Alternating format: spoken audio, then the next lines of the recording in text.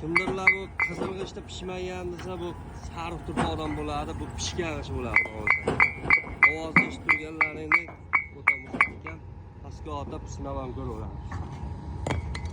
Bitta burchagiga uchmaydi ishlardi hatto. To'kkanda umuman sinmaydi odam qilishlar.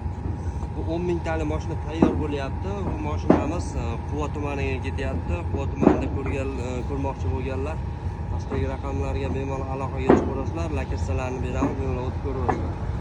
Razmerlariga kelsak, razmerlari 6, 12, bunaqasi 25 bo'ladi. Vodiyda standart ishi ustiga ham tashlab qo'yaveramiz.